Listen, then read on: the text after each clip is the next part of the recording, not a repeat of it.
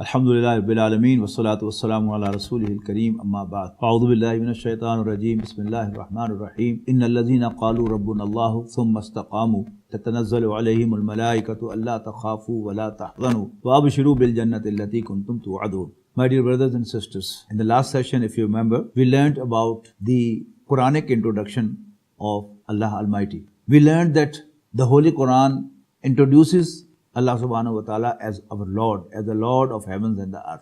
Both in the first revelation of the Quran as well as in the first ayah of the Quran. The first revelation, Iqra bismi rabbikal ladhi khalaq. The first ayah revealed.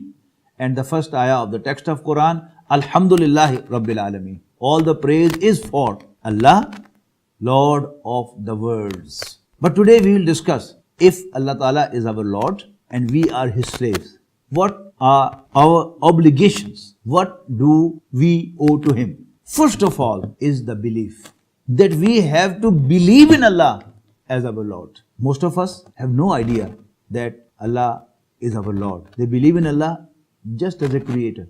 And they think that He is very kind, merciful, Ar-Rahman, Ar-Rahim, forgiving, etc., etc. But He is our Lord. They hardly have any idea about it. So, in the light of our previous talk, we now understand that Allah subhanahu wa ta'ala is our Lord. So, our first obligation is that to believe in Allah as our Lord. The second obligation, as we find in Surah Al-Baqarah, that Iyaka na'budu. Interestingly, this can have two translations. If we treat na'budu from Bab Nasara, then the meanings would be Iyaka na'budu wa Iyaka nasta'in. O our Lord, we worship you alone and we ask only you for help. More specific, let me say, worship means to offer prayer, to keep fast and to perform Hajj. These are the modes of worship. Oh Allah, I offer 2 rakat prayer for you and you give me 2 loaves of bread, 2 pieces of bread. Allah subhanahu wa ta'ala can say, get away. I don't need your prostration. I don't need your prayer. Allah subhanahu wa ta'ala doesn't need my prayer, my supplication, but I certainly need bread because I'm hungry.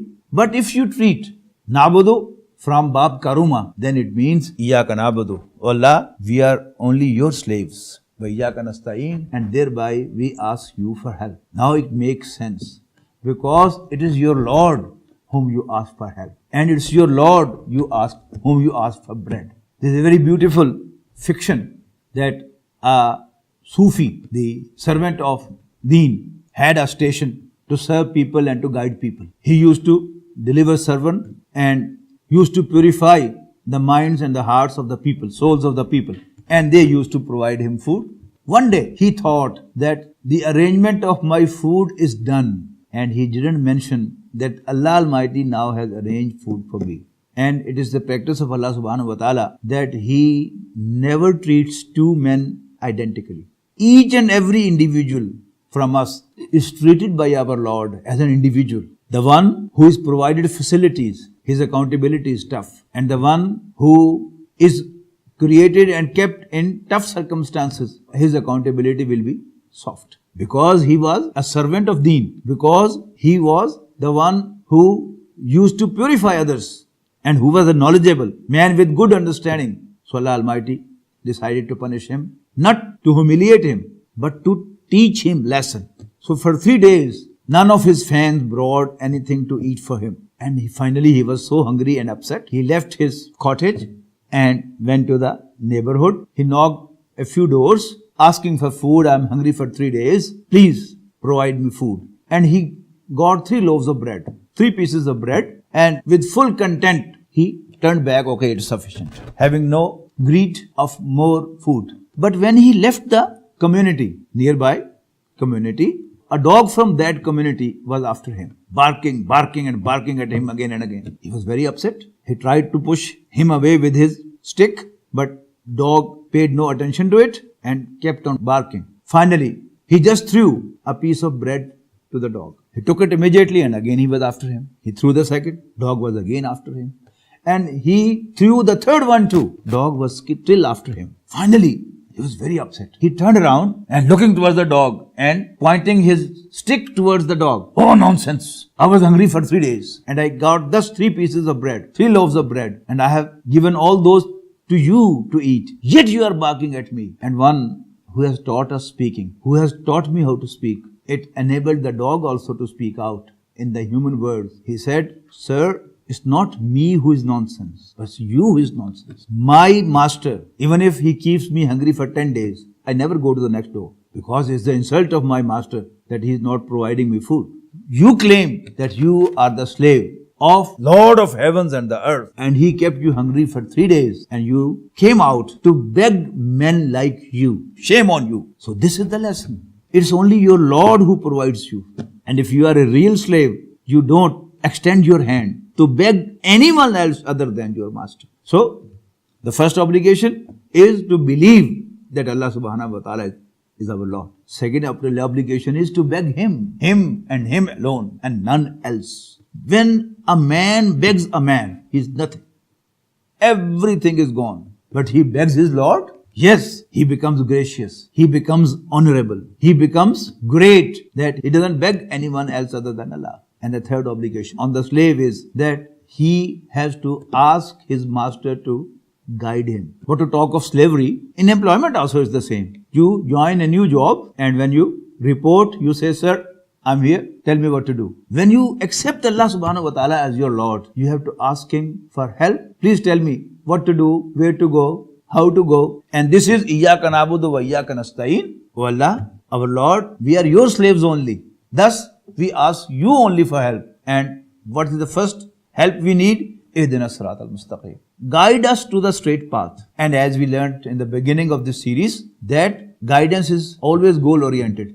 And the goal described in this surah is Sirat alladhina an'amta alayhim. Path of those who were blessed with your favor. Prize. Inam means prize. Whom you bless with your favor with a prize. And what is the prize which we expect Allah subhanahu wa ta'ala to give us? That is forgiveness. Oh Allah, tell us the way, how can we please you? Thereby winning the prize from you, that you forgive us. The Prophet of Allah subhanahu wa ta'ala once said that there is no man who can get through on the day of judgment just based on his deeds. Because accountability is an accountability. When you are brought to accounts, then each and everything is to be audited. A good auditor, he audits each and every point, the assets and liabilities. Allah Almighty provided us with eyes. I have to produce the account of the eyes too. And I don't believe there is any man in the world who can produce the account of eyes. He doesn't use this favor of Allah against Allah's will. I don't think. So, the Prophet said, alayhi salam, that no one will get through on the day of judgment based on his good deeds only.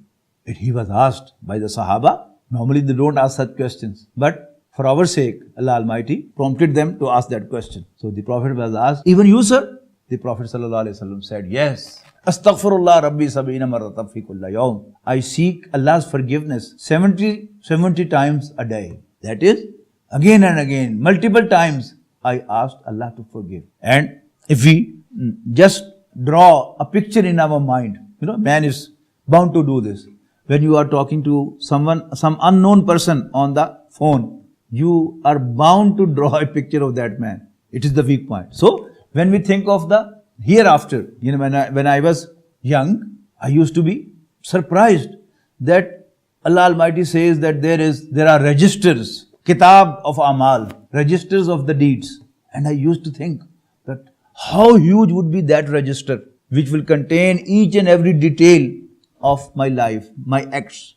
And how big would be the scale on which the good deeds and the bad deeds would be judged and weighed. But now we are living in the computer era. Now it has become easy for us to understand quite a few things of what we already believe, the day of judgment. And Allah Almighty says that if you make tawbah, your bad deed would be deleted, rather replaced by the good deeds. Now in the register written by the ink, it's very hard. But in computer, it's very easy that the bad deed will be deleted and it would be replaced by a good deed. Now, the day of judgment, the bad and good deeds are being compared. Now it's very easy. My book, my accounts will be fed to the computer and the result will be displayed. You have more good deeds, 51% good deeds and 49% bad deeds. Oh, straight to paradise. No. This concept is not verified by the Quran and the Sunnah, by Rasulullah Sallallahu Alaihi Wasallam and Allah Almighty.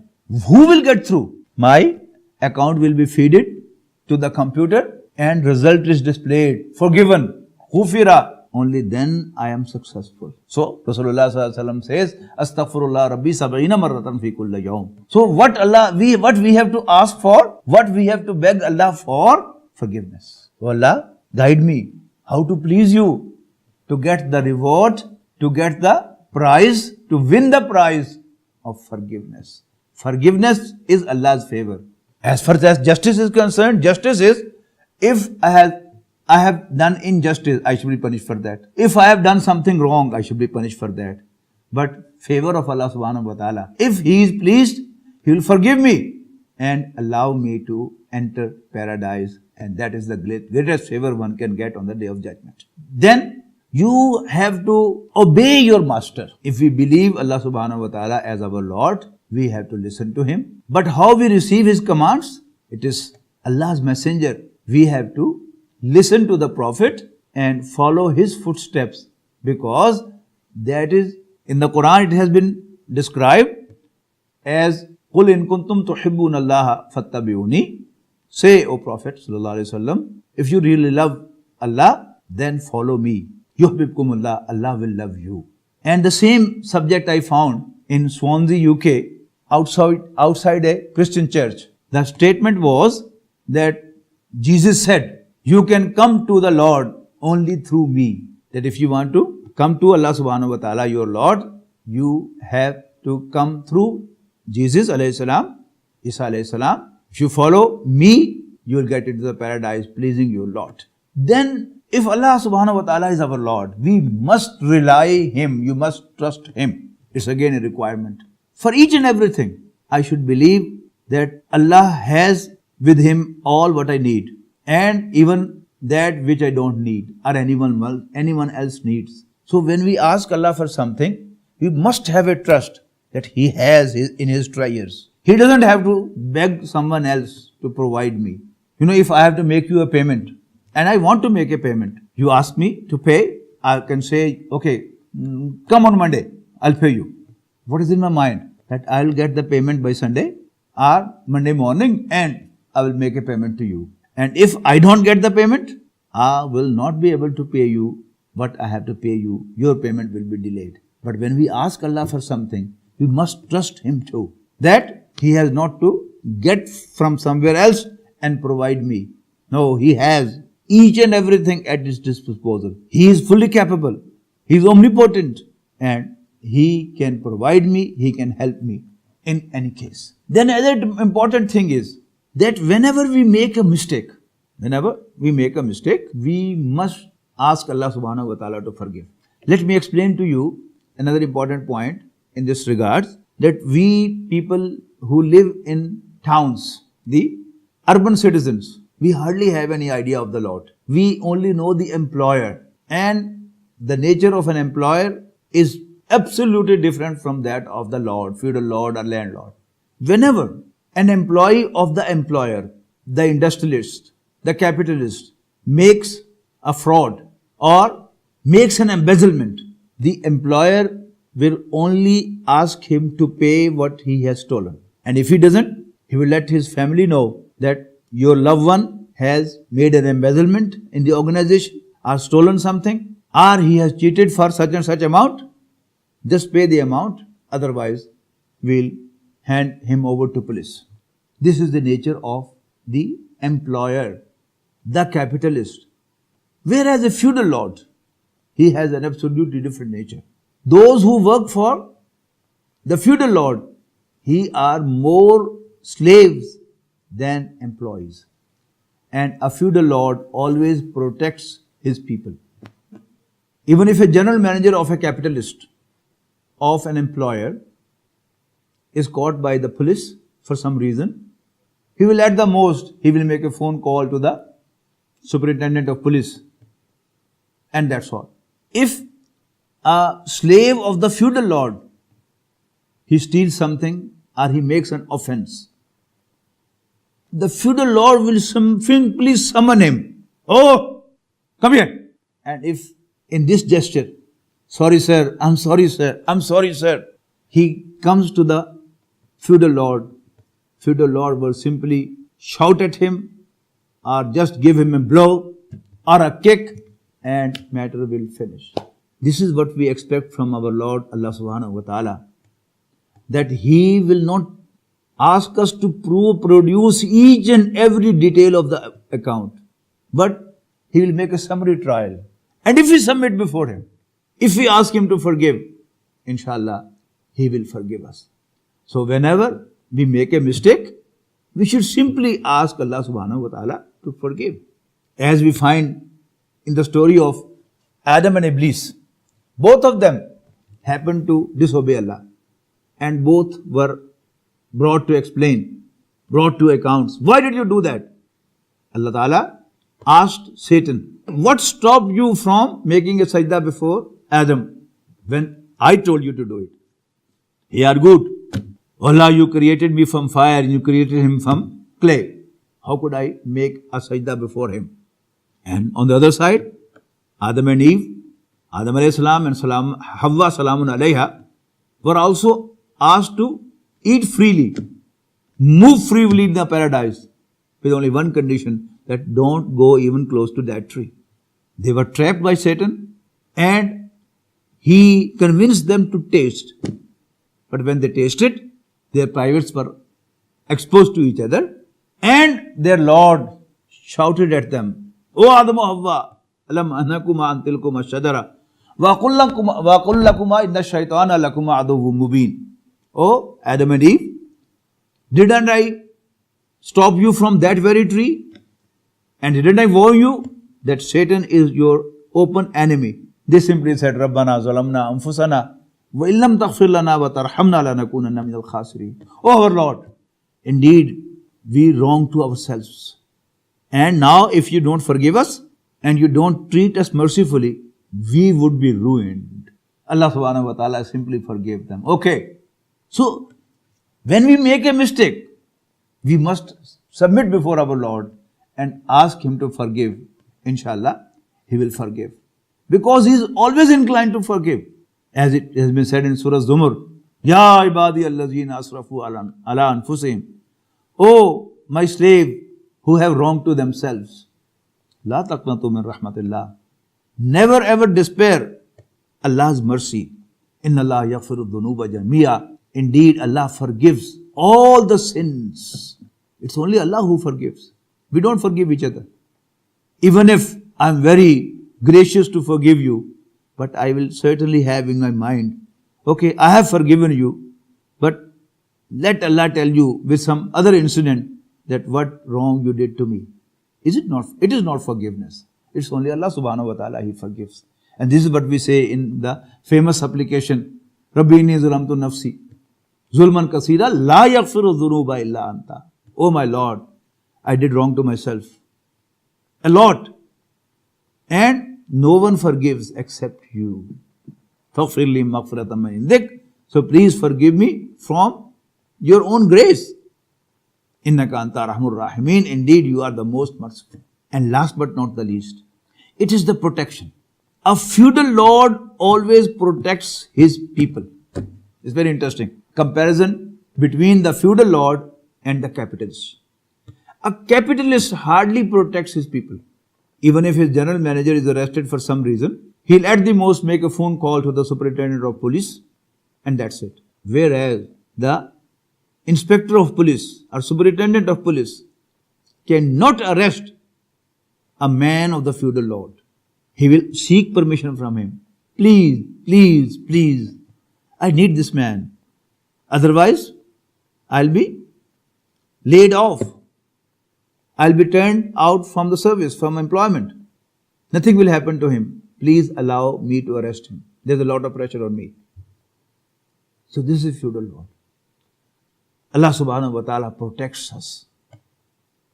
It's very interesting that even Rasulullah sallallahu alaihi wasallam has been asked to seek Allah's protection. Ta'awwudh. And interestingly, all the ayat which ask us to seek Allah's protection are through Rasulullah sallallahu alaihi wasallam in the singular form. Fastaiz billah. Whenever you are prompted by shaitan, Fastaiz billah min shaitan rajim. O Prophet, seek Allah's protection against cursed Satan. In Surah Nahl, إِذَا قَرَأْتَ الْقُرْآنَ فَاسْتَعِذْ بِاللَّهِ. Whenever you recite from the Quran, seek Allah's protection. And last but not the least, قُلْ أَعُوذُ بِرَبِّ الْفَلَقِ and قُلْ أَعُوذُ بِرَبِّ النَّاسِ. Again, in singular form. That is, it has been asked to Rasulullah sallallahu alaihi wasallam to seek Allah's protection. And through him, we get the direction that we should always seek Allah's protection. We should never ever be overconfident in any aspect of our life. Even while reciting the Quran, while writing a paper on the Quran, we should always seek Allah's protection, lest Satan should come and divert us from the right path. I pray to Allah subhanahu wa ta'ala that He makes us His own real slaves and help us do all our obligations towards Him. Akhiru dawana alhamdulillahi rabbil alamin. هي الحلقات تحفظني بآيات من القرآن، هي الحلقات تملأني بحب المصطفى العدنان، هي الحلقات تحفظني